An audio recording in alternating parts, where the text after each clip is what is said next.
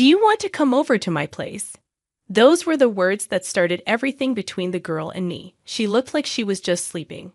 It had been a while since I last saw my sister. She quietly closed her eyes, not laughing, not crying, just sleeping in the cold coffin. Seeing her like that, the word passed away vaguely crossed my mind, but she didn't look dead at all. Her expression was so peaceful, it felt unreal. She was still so young, someone murmured sadly. My sister was in her mid-30s. After a period of overwork and irregular living, she suffered a stroke. Her life should have had much more ahead.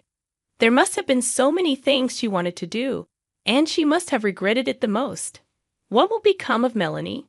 Someone's words shifted my gaze to a certain direction.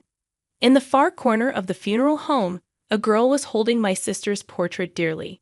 That was Melanie, my sister's only daughter. My sister married young and had a child, but her happy marital life didn't last long, and she soon divorced. Are you going to be okay on her own? Back then, our parents were very concerned about her, suggesting she should come back home because of her job and the child from her former husband. Yet she declined with a smile. I'm fine, leave it to me. Even now, thinking back, that line was very much like her. She was exceptionally responsible and family-oriented. That's probably why she said that, not wanting to trouble our parents. True to her word, she raised her daughter Melanie admirably. I hadn't seen Melanie since she was little because my sister was always so busy.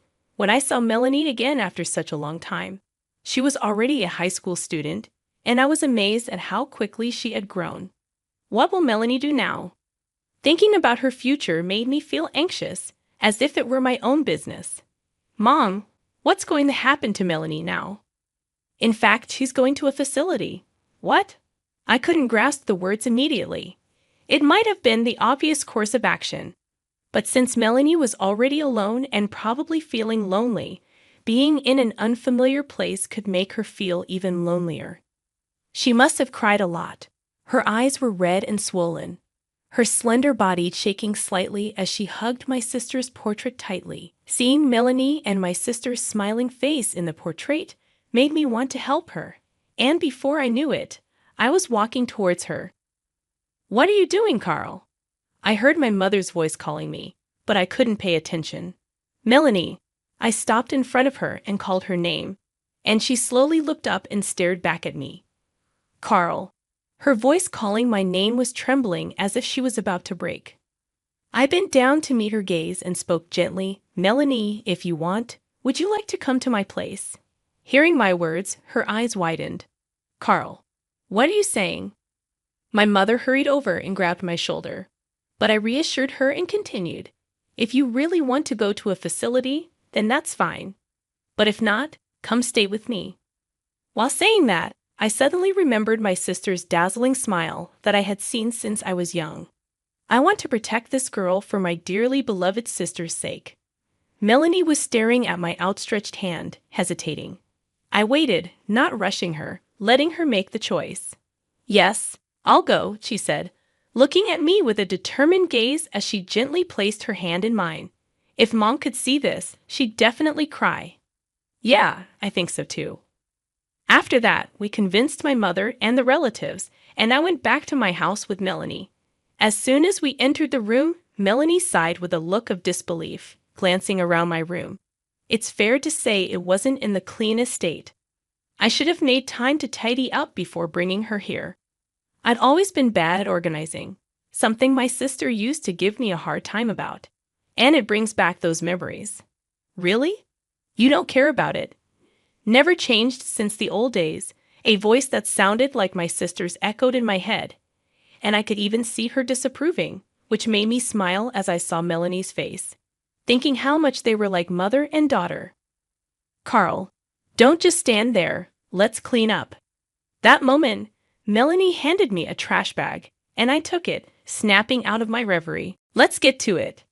After about 30 minutes of cleaning together, the room, which had been a mess, was quickly tidied up. Then we decided to have a late dinner, opting for simplicity. We ate the junk food I bought on the way home, which Melanie seemed to enjoy, having not eaten it in a while. So, what should we think for beginning this new life? Can you commute to school from here? It's just a different bus route, so I can commute, she replied. I was worried that bringing her here on a whim might inconvenience her, but knowing that eased my concerns. Besides getting a new bus pass, the real challenge starts now. Is there something wrong?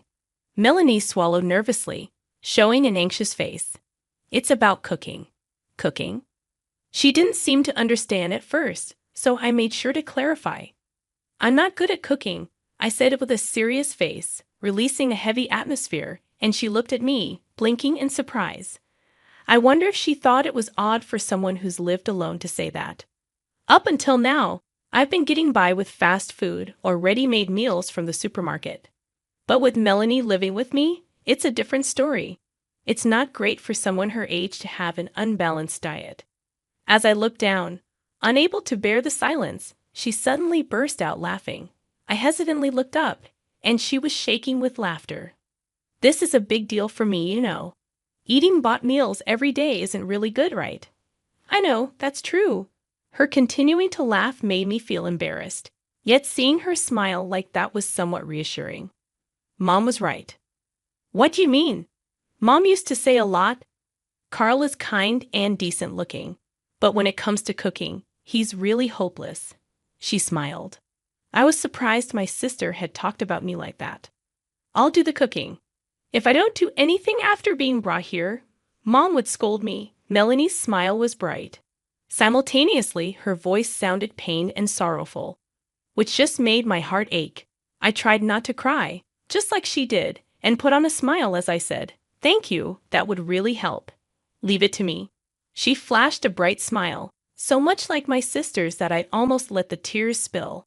But I quickly looked away so Melanie wouldn't notice. Carl, what's wrong all of a sudden? No, it's nothing, just got something in my eyes.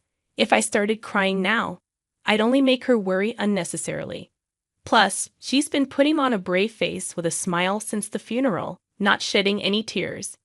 I needed to be strong too, I thought.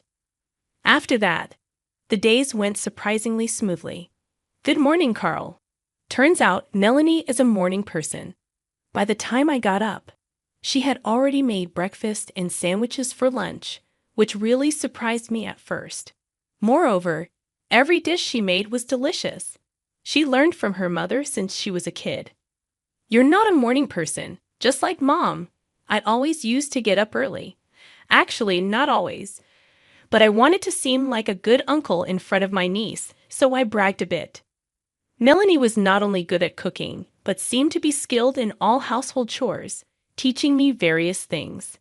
On days off, sort the laundry by colors to prevent color transfer. Trying not to laugh at her slightly proud posture, I responded, "Yes, Teacher Melanie." Though I was a bit anxious at first about how things would turn out, she was very capable, and all in all, we had fun.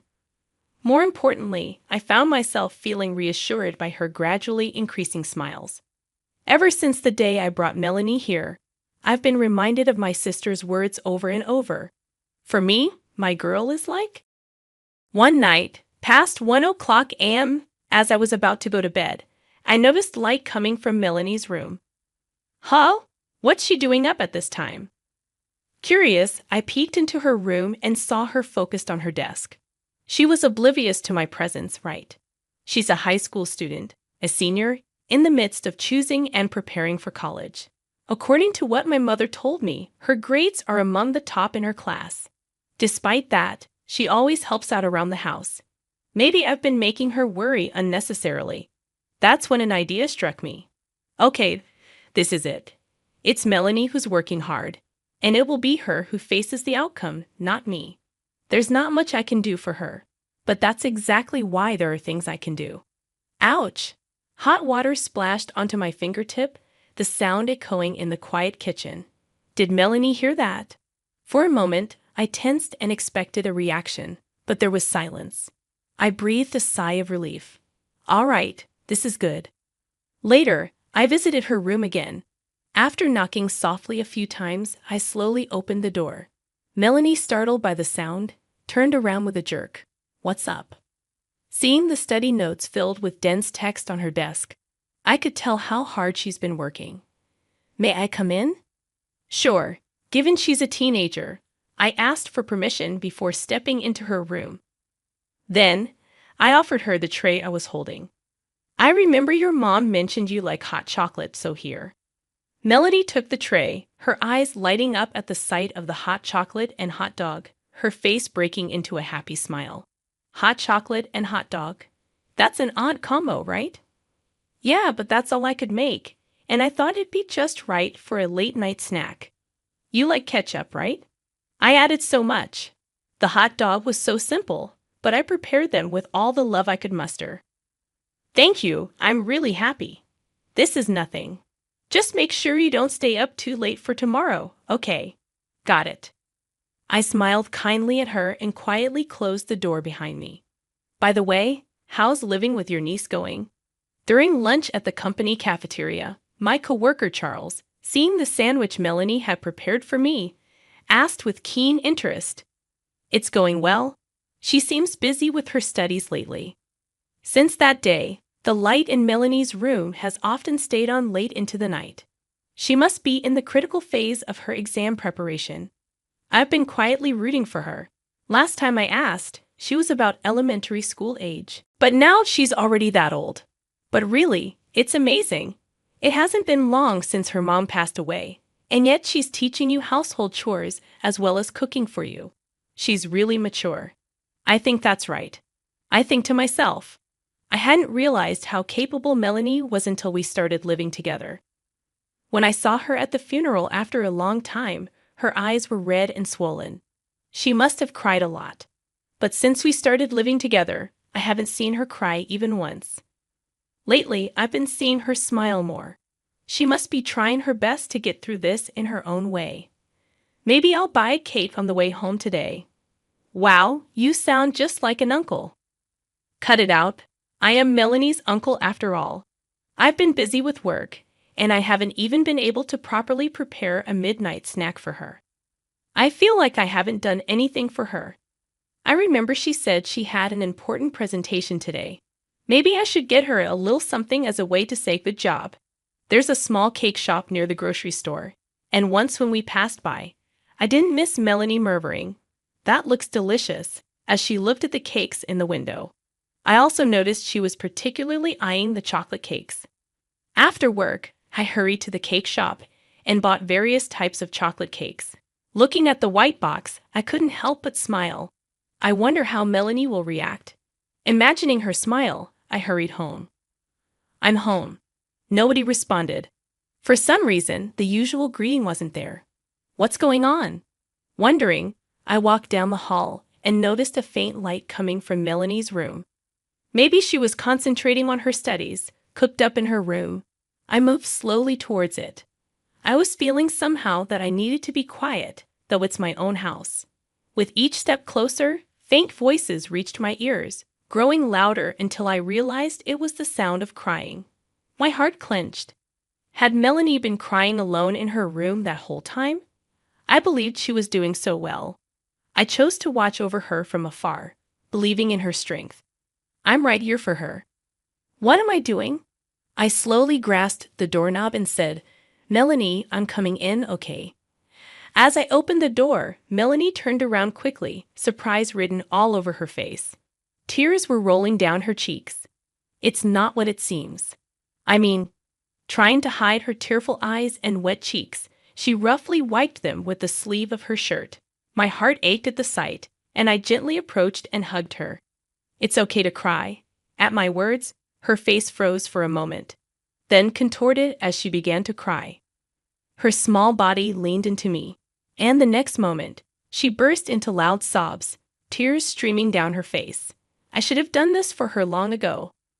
Melanie was bearing it all alone, and I took her strength for granted. I felt really sorry. I gently stroked her small head. After crying for a while, she seemed to calm down and started to speak.